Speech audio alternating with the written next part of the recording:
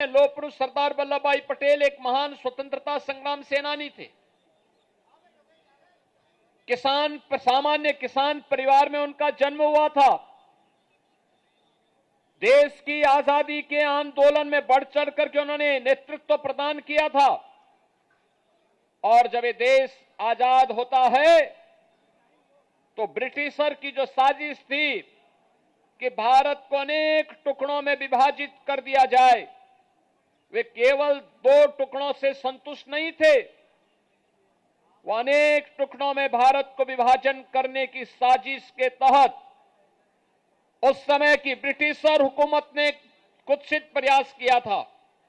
उन्होंने देशी रियासतों को इस बात की स्वतंत्रता दी थी कि वे चाहें तो भारत में विलय हो सकती हैं, वे चाहें तो पाकिस्तान में जा सकती हैं और वे चाहें तो अपना स्वतंत्र अस्तित्व बनाए रख सकती हैं। याद करिए कि जब हैदराबाद और जूनागढ़ के निजाम और नवाब के द्वारा भारत के अंदर शामिल होने में आनाकानी की जा रही थी, तो उस समय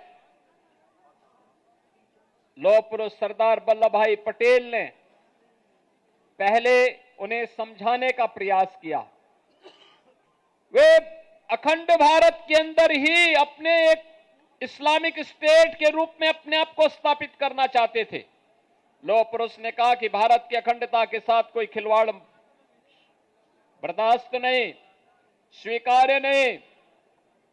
आप मानेंगे, बातों से मानेंगे, अच्छी बात है, नहीं मानेंगे, हमारे पास दूसरे भी तरीके हैं। और केवल पुलिस ही पहुंची, फोर्स अभी पहुंची ही नहीं थी कि दोनों निजाम भी, हैदराबाद का निजाम भी और जूनागढ़ का नवाब भी दौड़ गया, भाग गया। भारत छोड़ करके भागने के लिए उन्हें मजबूर होना पड़ा। राष्ट्रभक्ति का भाव जब इस रूप में होता है तब राष्ट्र अखंडता के सूत्र में बंद करके अपनी एकता को सुदृढ़ बनाए रखता है। आप याद करिए, 563 रियासतों को उन्होंने भारत गणराज्य का हिस्सा बना करके अखंड भारत के निर्माण में अपना योगदान किया। और केवल एक रियासत जम्मू कश्मीर या पंडित नेहरू के पास थी, उन्होंने उसे विवादित करने का प्रयास किया। हम सब आभारी हैं प्रधानमंत्री मोदी जी के, जिन्होंने कश्मीर में धारा 370 को समाप्त करके अखंड भारत का हिस्सा बना करके लौह पुरुष सरदार वल्लभ भाई पटेल को अपनी विनम्र श्रद्धांजलि अर्पित की है।